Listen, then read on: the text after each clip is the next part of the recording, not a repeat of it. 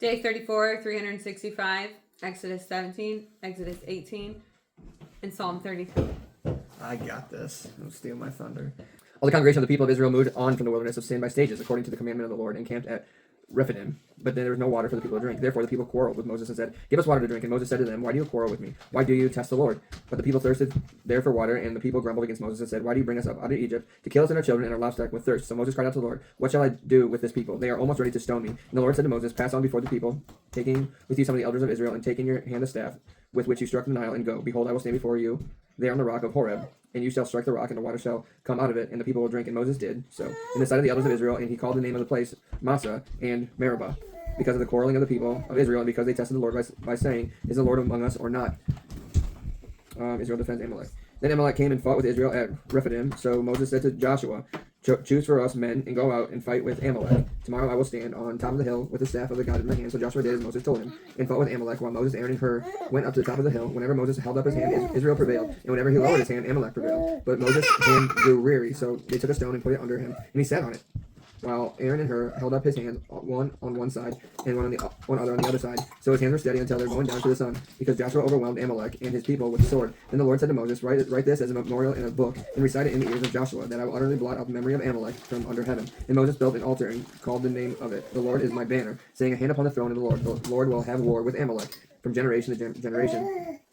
Jethro, the priest of Midian, Moses' father-in-law, heard all that God had done for Moses and for Israel, his people, how the Lord had brought Israel out of Egypt. Now Jethro, Moses' father-in-law, had taken Zipporah, Moses' wife, after he had sent her home along with her two sons. The name of one of the sons was Gershom, for he said, "I have been a sojourner in a foreign land," and the name of the other, Elazar, for he had said, Moses' father-in-law came with his sons and his wife to Moses in the wilderness, where he was encamped at the mountain of God. And when he sent words to Moses, "I, your father-in-law Jethro, am coming to you with your wife and her two sons with her," Moses went out to meet his father-in-law and bowed down and kissed him. And they asked each other of their welfare and went into the tent. And Moses told his father-in-law all that the Lord had done to Pharaoh and to the Egyptians for Israel's sake, all the hardships that had come upon them in the way, and how the Lord had delivered them. And Jethro rejoiced for all the good that the Lord had done to Israel, in that he had delivered them out of the hand of the Egyptians. Jethro, blessed be the Lord, who has delivered you out of the hand of the Egyptians and out of the hand of Pharaoh, and has delivered the people from under the hands of the Egyptians. Now I know that the Lord is greater than all these gods, because in this affair they dealt arrogantly with the people. And Jethro, Moses' father-in-law, brought a burnt offering and sacrifice to God. And Aaron came with the elders of Israel to eat bread with Moses' father-in-law before God.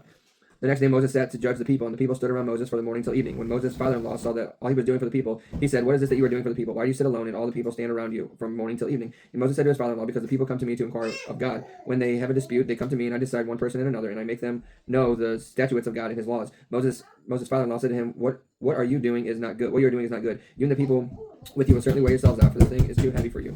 You are not able to do it alone. Now obey my voice. I will give you advice, and God be with you. You shall represent the people before God and bring their case to God. And you shall warn them about the statutes and the laws, and make them know the way in which they must walk and what they must do. Moreover, look for able men from all the people, men who fear God, who are trustworthy and hate a bribe, and place such men over the people as chiefs of 1,000, of hundreds, of fifties, and of tens, and let them judge the people at all times. Every great matter they shall bring to you, but any small matter they shall decide themselves. So it will be easier for you, and they will bear the burden with you. If you do this, God will direct you, and you will be able to endure all this people also go to their place in peace. So Moses listened to the voice of his father-in-law and did all that he had said. Moses chose able men out of Israel and made them heads over the people, chiefs of thousands, of hundreds, of fifties, and of tens, and they judged the people at all times. Any hard case they brought Moses, but any small matter they decided themselves. Then Moses let his father-in-law depart, and he went away to his own country. Psalm 33. Shout for joy in the Lord, O you righteous. Praise befits the upright. Give thanks to the Lord with the lyre. Make melody to him with the harp of 10 strings. Sing to him a new song. Play skillfully on the strings with loud shouts. For the word of the Lord is upright, and all his works is done in faithfulness. He loves righteousness and justice. The earth is full of the steadfast love of the Lord. By the word of the Lord the heavens were made, and by breath of his mouth all their host. He gathers the waters of the sea as a heap. He puts the deeps in storehouses. Let all the earth fear God. Let all the inhabitants of the world stand in awe of him. For he spoke, and it came to be. He commanded it, stood firm. The Lord brings the counsel of nations to nothing. He frustrates the plans of the people. The counsel of the Lord stands forever, the plans of his heart to all generations. Blessed is the nation whose God is the Lord, the people whom he has chosen as his heritage. The Lord looks down from heaven. He sees all the children of man. From where he sits enthroned, he looks out on all the inhabitants of earth. He who fashions the heart of them all and observes all their deeds. The king is not saved by his great army. A warrior is not delivered by his great strength. The war horse is a false hope for salvation, and by its great might it cannot rescue. Behold, the eye of the Lord is on those who fear him, on those who hope in his steadfast love, that he may deliver their soul from death and keep them alive in famine. Our soul waits for the Lord. He is our help and our shield, for our heart is glad in him, because we trust in his holy name. Let your steadfast love, O Lord, be upon us, even as we hope in you.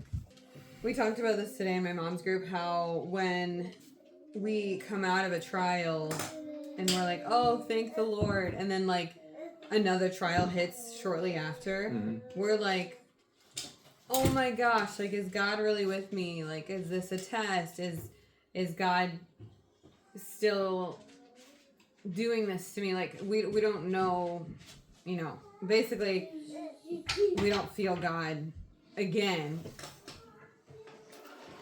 Yeah, there's that Ace Ventura meme where he is coming out of the water and it says he just got done with a spiritual battle and he's like celebrating and then the alligator comes up behind him. Yeah.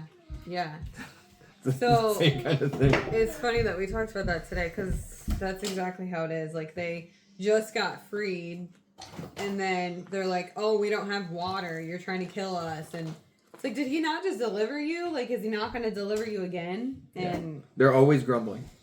The Israelites are always grumbling. Just yeah. like people do today, always grumbling. When you feel pressure, what does your heart assume about God?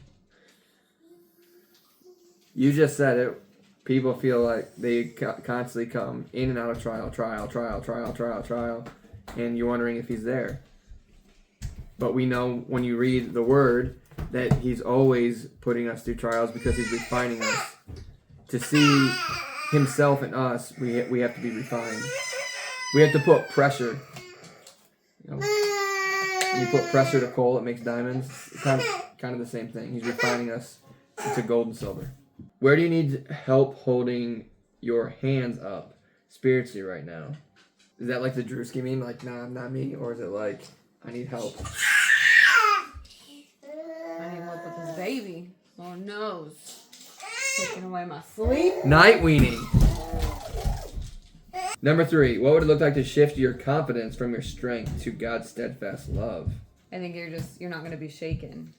You're going to stand firm. You're not going to have that wobbly faith. And build your house on this rock, not sand. Yeah. When the storms come, solid. you got a firm foundation. Yeah. That's it for day 34. Peace.